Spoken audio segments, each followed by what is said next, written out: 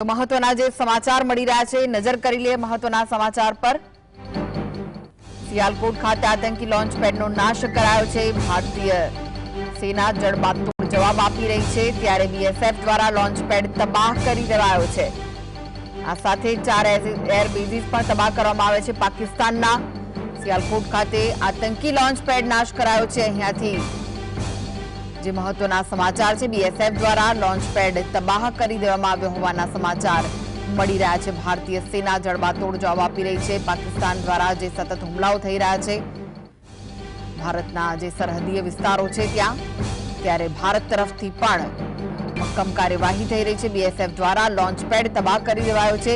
આ સાથે 4 air basis તબાહ કરવામાં આવ્યા છે। પાકિસ્તાનના નૂરખાન એરબેઝ, રફીકી એરબેઝ, મુરીદ એરબેઝ અને નિમિયાર ખાન એર બેઝીસને તબાહ કરાયા છે। ચકલાલા એરબેઝ પર હુમલો કરવામાં આવ્યો છે। આ સાથે જ લોન્ચ પેડ છે જેનો નાશ કરાયો છે। આતંકી લોન્ચ પેડનો નાશ કરાયો હોવાના સમાચાર છે। સિયાલકોટ ખાતે આ સમગ્ર કાર્યવાહી કરવામાં આવી છે।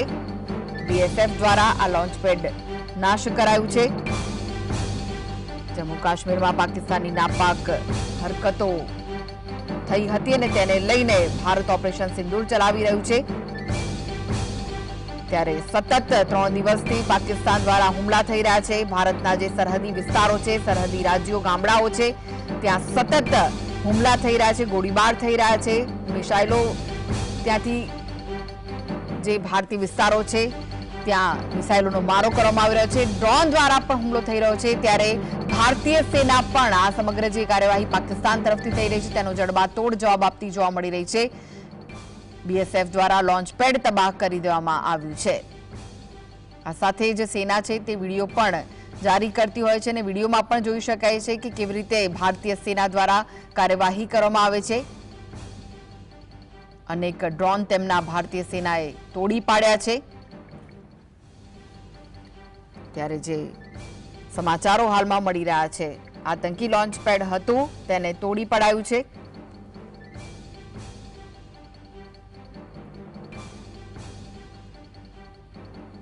તો હાલમાં જે ભારત અને પાકિસ્તાન વચ્ચે સ્થિતિ પ્રવર્તી રહી છે તે વિશે જ વધુ માહિતી માટે આપણી સાથે જોડાઈ ગયા છે એક્સ આર્મી મેન છે વિનયભાઈ ચૌહાણ। જી વિનયભાઈ, આપનું સ્વાગત છે। જે રીતની પરિસ્થિતિ હાલમાં પ્રવર્તી રહી છે, સતત ત્રીજો દિવસ થઈ ગયો અને પાકિસ્તાન તરફથી જે રીતે ભારત તરફ હુમલા થઈ રહ્યા છે અને ભારત પણ મુંહતોડ જવાબ આપી રહ્યો છે, શું કહેવું છે આપનું?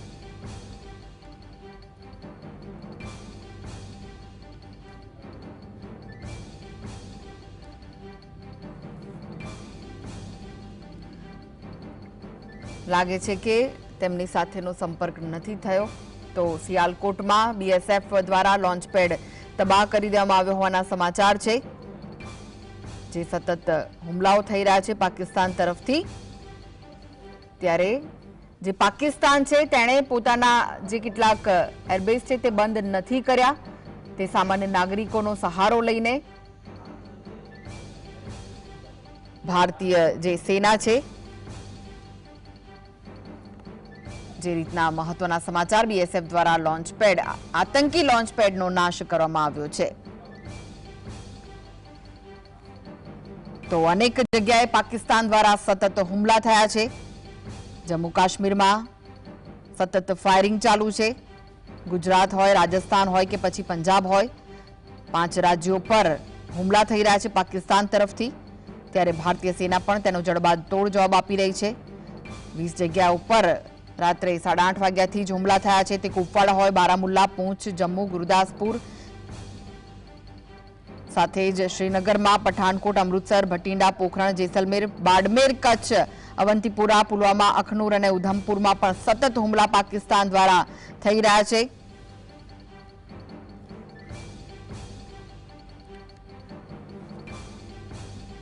માટે જોડાઈ ગયા છે ફરી એકવાર એક્સ આર્મી મેન છે જીતેન્દ્ર નિમાવત। જી જીતેન્દ્રજી, સ્વાગત છે। જે રીતે હાલની પરિસ્થિતિ પ્રવર્તી રહી છે, 26 જગ્યા ઉપર પાકિસ્તાન દ્વારા હુમલો કરવામાં આવ્યો છે, સાથે જ ભારતે પણ જડબાતોડ જવાબ આપ્યો છે। પાકિસ્તાનના જે 4 એરબેઝીસ છે તબાહ કરી દીધા છે। આ પરિસ્થિતિને લઈને શું કહેશો આપ?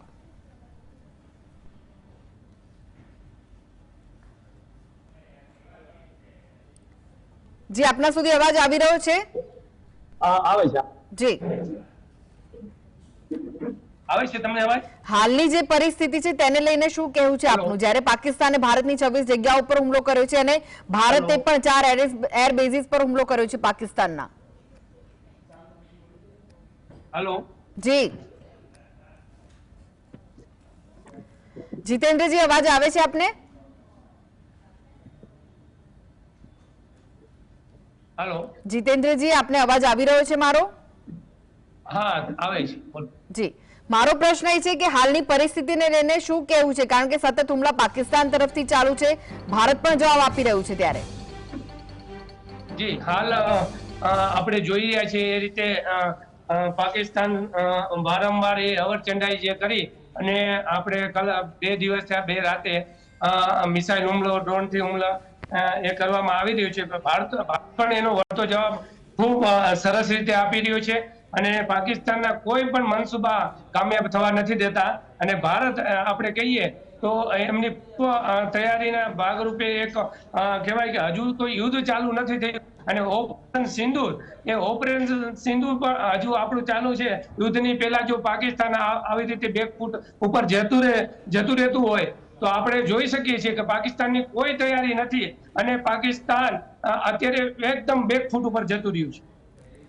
જી, ભારતે આતંકી લોન્ચ પેડને તબાહ કરી નાખ્યું છે પાકિસ્તાનના, સાથે તેના જે 4 એર બેઝિસ છે તેને તબાહ કરવામાં આવે છે, જેમાં નૂરખાન એરબેઝ હોય, રફીકી એરબેઝ, મુરીદ એરબેઝ અને રમિયાર ખાન એરબેઝને તબાહ કર્યું છે. ચકલાલ એરબેઝ પર પણ હુમલો કર્યો છે. ત્યારે ભારતની જે આર્મી છે તેની કેટલી મોટી સફળતા કહી શકાય, કારણ કે પાકિસ્તાન તો એનું જે સિવિલિયન છે તેમને લઈને જે એરબેઝ છે તે પણ તેને ચાલુ રાખ્યું છે, તેનો પણ સહારો લઈ રહ્યું છે.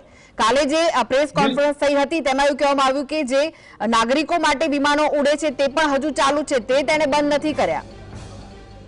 બિલકુલ બિલકુલ, આપણે મેં આગળ કીધું કે પાકિસ્તાનની કોઈ પૂર્વ તૈયારી નથી. આપણે જે પણ એમની મિસાઇલો છે એ અહીંયા એટેક કરે અને ખાસ કરી ચીન દ્વારા નિર્મિત અને તુર્કી દ્વારા જે નિર્મિત છે એ તમામ હથિયારો અત્યારે ફેલ ગયા છે.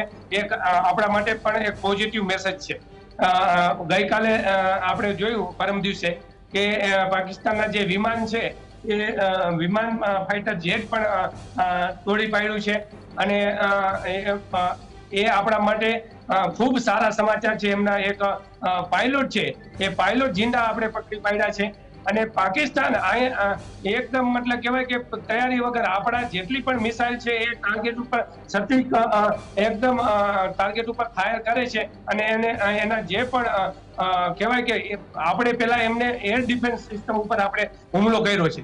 એ આપણી યુદ્ધનો એક રણનીતિ હોય છે અને એર ડિફેન્સ સિસ્ટમ ઉપર જો એ હુમલો કરવામાં આવે તો એ નિષ્ણાબૂદ થાય છે. એટલે આપણે આગળ ભવિષ્યમાં એ આપણા માટે સારા સમાચાર છે કે એર ડિફેન્સ સિસ્ટમ ઘણી જગ્યાએ ઇવન એની કહેવાય કે એક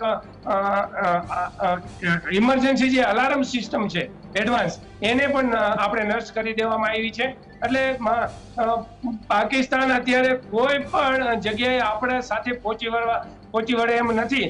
પણ આ કહેવાય કે પાકિસ્તાનની એ હંમેશાની એ અવરચંડાઈ રહી છે કે પહોંચી વળે કે ના વળે, એમને આંતરરાષ્ટ્રીય સ્તરે આપણે કેવી રીતે નબળું પાડી શકે એ રીતના પ્રયત્નો કરતા હોય છે. બીજું, આતંકવાદી દ્વારા એમનો સહયોગ લઈ અને ભારતમાં અવારનવાર આ રીતે હુમલા કરતા હોય છે. ગઈકાલે આપણે જોયું કે એમનું નાગરિક જે ઉડ્ડયન છે એનો ઉપયોગ કરીએ, આપણે આડે હાથ લઈ અને એમનો ઉપયોગ કરીએ અને કહેવાય કે એમની પાછળથી એમના બેકગ્રાઉન્ડથી આપણા ઉપર હુમલો કરતો હતો. એટલે આપણે એ કહેવાય કે એ પાકિસ્તાન ત્યાંના નાગરિકનો ઉપયોગ કરી અને આપણા નાગરિકો ઉપર હુમલો કરે છે. આ રીતની જે એની કહેવાય લડાઈ લડવાની જે પદ્ધતિ છે એ આંતરરાષ્ટ્રીય સ્તરે ખુલ્લી પડી ગઈ છે. આજ કોઈ પણ દેશ એના સાથે નથી. આપણે જોઈ રહ્યા છીએ કે યુએનઓથી માંડી અને તમામ દેશો આપણી સાથે છે, એમના મેસેજો પણ આવે છે અને પાકિસ્તાન એક ખુલ્લા આતંકવાદીને સમર્થન દેશ તરીકે આજે તમામ આંતરરાષ્ટ્રીય સ્તરે ઓળખાઈ રહ્યો છે. જી જીતેન્દ્રજી, તમે પણ એક એક્સ આર્મી મેન છો, ત્યારે તમે સેવા આપી ત્યારથી લઈને અત્યાર સુધી જો ભારતીય સેનાની વાત કરવામાં આવે તો તેની યુદ્ધ કરવાની રણનીતિ, સંસાધનોનો ઉપયોગ અને કેવા બદલાવ આવ્યા છે, કેટલી સજ્જ છે ભારતીય સેના? ભારતીય સેના પહેલેથી જે દિવસે આતંકવાદીઓ દ્વારા જે દિવસે હુમલો કરવામાં આવ્યો તે દિવસથી જ ભારતની પૂર્વથી આમ તો ભારતીય સેના હંમેશા કોઈ પણ આવા જે યુદ્ધ હોય એ યુદ્ધ અભ્યાસ કરતી હોય છે અને હંમેશા યુદ્ધ માટે હંમેશા તૈયાર જ હોતી રહી છે અને આ તબકે જ્યારે આપણે આતંક હુમલો આવ્યો